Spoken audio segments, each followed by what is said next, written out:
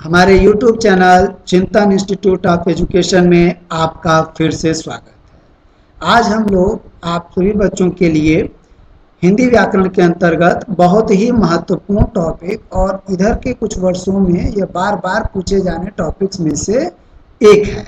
यह जो महत्वपूर्ण टॉपिक है आपका वर्ण और अक्षर, यह प्रायः सीटेट विशेष रूप से पेडागॉजी टॉपिक के अंतर्गत यहाँ पे आता है। उसी तरह UP TET, STET, TGT, PGT जो हिंदी विषय के छात्र हैं उनके लिए अक्सर यह प्रश्न आता है। उसी के साथ डी ट्रिपल एसबी के बच्चों के लिए भी वर्ण एवं अक्षर की अवधारणा बहुत ही महत्वपूर्ण है।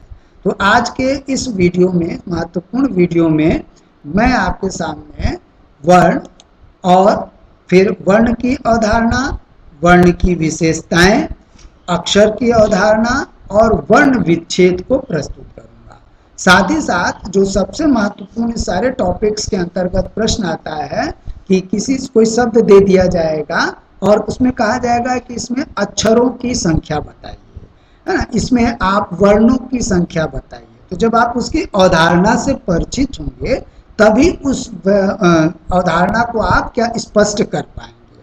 तो आइए देखा जाए हम लोग कि वर्ण क्या होते हैं, अक्षर क्या होते हैं और वर्णों की क्या विशेषताएं हैं। तो पहले हम लोग आते हैं वर्ण पर। वर्ण क्या है आपका?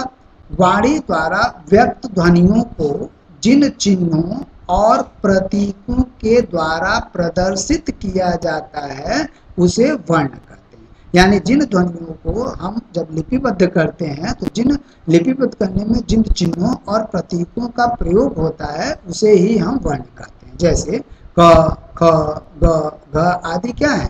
वर्ण है आपका। उसी प्रकार ये एक उदाहरण है। इसको और अवधारणा को मैं इसके दूसरे वीडियो में जब वर्ण और आपका अक्षर में अंतर बताएंगे तो और स्पष्ट करेंगे, उसके प्रकारों को भी बताएंगे। आगे क्या है? वर्ण बिना स्वर के होते हैं, इनमें हलंत लगा होता है, ये ध्यान रखिएगा।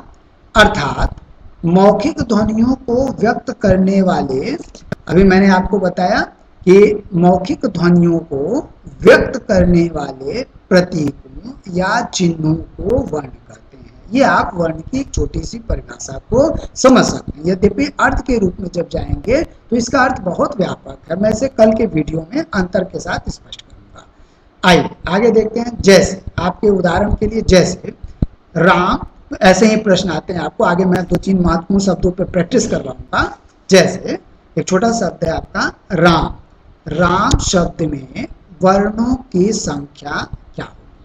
तो यहाँ पे देखते हैं, जैसे राम है तो प्रत्येक आपके वर्ण में मैंने आपको बताया था, चूंकि ये आपका शब्द है तो शब्द अक्षरों से मिलकर बनते हैं और अक्षर वर्णों से निर्मित होते हैं। तो यहाँ पे राम, तो र आ, राम, म अ, राम, पूरा मिलकर कितने वर्ण हुए? 1 2 3 4, 4 वर्णों से इसका निर्माण हुआ। तो प्रश्न ऐसे ही आते हैं कि राम शब्द को आप वर्ण विच्छेद करिए। अभी मैं आपको प्रैक्टिस करवाता हूँ। अगला है आपका क्या? वर्णों की विशेषताएं। आइए वर्णों की कुछ विशेषताएं हम लोग समझते हैं। वर्ण भाषा की सबसे छोटी इकाई है। ये ध्यान रखिए, बार बार यह प्रश्न आता है कि भाषा की सबसे छोटी इकाई क्या है? तो कुछ लोग ध्वनि या वर्ण को कहते हैं। लेकिन बड़ा महत्वपूर्ण प्रश्न है कि भाषा की सबसे छोटी सार्थक इकाई क्या है? तो भाषा की सबसे छोटी सार्थक इकाई क्या होती है? वो शब्द होता है। ये ध्यान रखिएगा। आगे जब ऑब्जेक्टिव में पेडागॉजिकल प्रश्न लोग धीरे धीरे बना रहे हैं तो इसमें जितने बारीक प्रश्न पूछे गए हैं वह सब आपको मैं एक एक पॉइंट वाइज क्लियर करूंगा। आगे क्या है? वर्ण कई और खंड नहीं किए जा सकते। तो वर्ण के क्या होते हैं? और छोटे खंड नहीं किए जा सकते। ये ध्यान रखिए, बहुत बार बार पूछा हुआ क्वेश्चन है। वर्ण भाषा का मूल आधार है। यह भी पूछा हुआ प्रश्न है कि भाषा का मूल आधार क्या है? वर्ण या ध्वनि के रूप में आप लेते हैं। आगे आइए देखते हैं अक्षर। अक्षर की अवधारणा को समझा जाए तो अक्षर क्या है?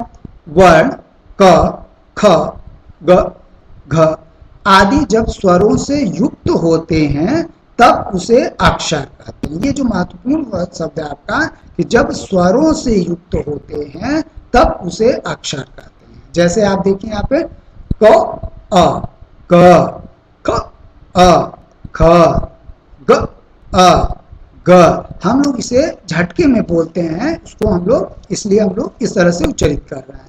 ग अ घ। इस तरह हम लोग क्या है ग ख ग घ। तो जब हम क बोलते हैं तो क आपका अक्षर में क अ ये आपके वर्ण क्या है छुपे रहते हैं। तो ये आपके अभ्यास के लिए यहाँ पे मैंने उसको स्पष्ट अवधारणा को कर दिया। जैसे राम शब्द, मैंने यहाँ से फिर राम शब्द को ही उठाया है आपकी समझ के लिए। राम शब्द में अक्षरों की संख्या बताइए। तो राम शब्द में आप कहेंगे राम, जब आप तोड़ेंगे इसको तो राम राम राम हो गया। तो कितने अक्षर हैं? 2 अक्षर। तो यहाँ सब अक्षरों की संख्या कितनी है? 2। और यहाँ पे वर्णों की संख्या कितनी हो गई? 4 हो गई उसी में।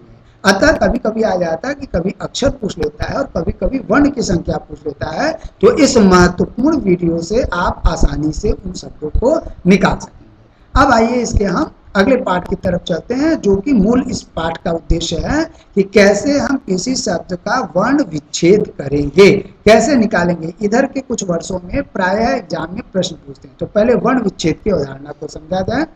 किसी शब्द की वर्णों को पृथक पृथक करना ही वर्ण विच्छेद कहलाता है। यानी शब्दों को क्या करना? पृथक पृथक करना, अलग अलग करना ही वर्ण विच्छेद कहलाता है। वर्ण में क्या करना? विच्छेद आपका। आइए देखते हैं। जैसे निम्नलिखित शब्दों में वर्ण विच्छेद कीजिए। आइए इन 3 महत्वपूर्ण शब्दों के साथ मैं आपके सामने उपस्थित हूँ।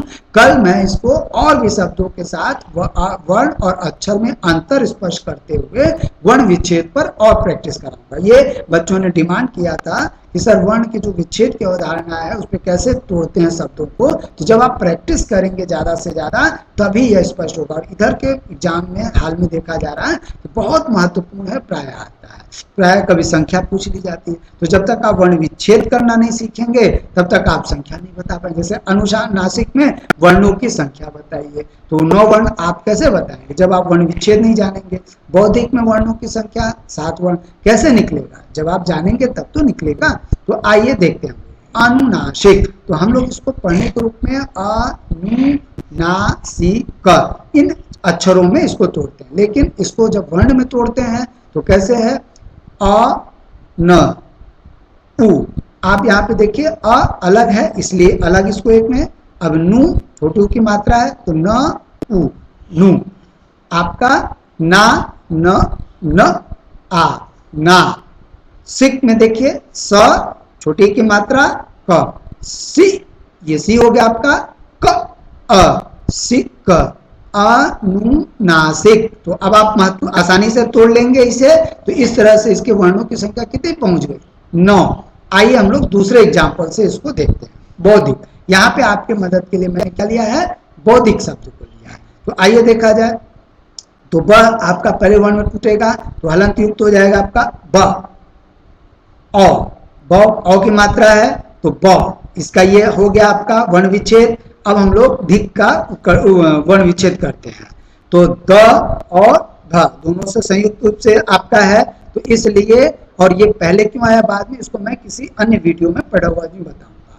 तो द ध आपका धी, और छोटी ई की मात्रा यहाँ देखिए, छोटी की मात्रा तो छोटी की मात्रा ब धी, यहां तक हो गया आपका ब धी ध द ध ई बौद्धि। क, अब देखिए वापस, तो क में आगे क में आपका हलंत युक्त आधा आपका वर्ण के रूप में और अ स्वर के रूप में आता है तो बौद्धिक। इस तरह पे तोड़ने पर कितने हो गए? वहां आपका 1 2 3 4 5 6 7। तो इस प्रकार इसके वर्णों की संख्या कितनी हो गई? 7 यहाँ पर वर्ण हो गए। अब आते हैं बहुत ही महत्वपूर्ण शब्द मुमुक्षु को हम लोग देखते हैं। आइए मुमुक्षु शब्द को देखा जाए तो मुमुक्षु, इसमें तीनों इसमें है तो आपका म उ, छोटे उ की मात्रा मु, म उ मु शु। तो आपका छ, आपका क्षत्रिय जो है आपका क और श से संयुक्त होकर के बनता है वर्ण के रूप में।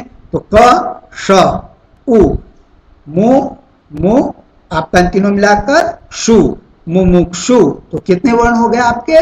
7 वर्ण हो गए। कैसे? 1 2 3 4 5 6 7। तो इस वीडियो को आज बनाने का मूल उद्देश्य यही था कि किसी शब्द का हम वर्ण विच्छेद कैसे करें। या किसी शब्द में हम वर्णों की संख्या को कैसे निकालें। तो मुझे पूरा उम्मीद है कि इस वीडियो के द्वारा आप इसको सीख चुके होंगे। कल मैं आपको कुछ और महत्वपूर्ण शब्दों के साथ जो प्राय एग्जाम परीक्षा में आते हैं, तो इस पे मैं आपको प्रैक्टिस करवाऊंगा, किस तरीके से होता है उसको बताऊंगा, और अक्षर और वर्ण में मूल अंतर क्या है, इसको एक क्या है तुलनात्मक रूप से हम लोग अध्ययन करेंगे। तो कल का वीडियो देखना नहीं भूलिएगा। तो आज के लिए इस वीडियो में इतना ही, और प्रयास करिएगा आप लोग कि अगर हम लोगों का यह वीडियो आपको अच्छा लगता है तो प्लीज इस चैनल को सब्सक्राइब करना ना भूलिए, ज्यादा से ज्यादा बच्चों को बताइए, शेयर करिए, और साथ ही साथ अगर वीडियो अच्छा लगता है तो उसे लाइक करिए। तो आज के लिए इतना ही, कल हम लोग मिलते हैं एक नए वीडियो के साथ। लेकिन कल रविवार है, तो ये याद रखिएगा कि कल के वीडियो में संडे संवाद के अंतर्गत मैं आपसे अवश्य ही मुखातिब होता हूँ। तो कल संडे संवाद को भी सुनने की कोशिश करिएगा। तो धन्यवाद, आज के लिए इतना ही।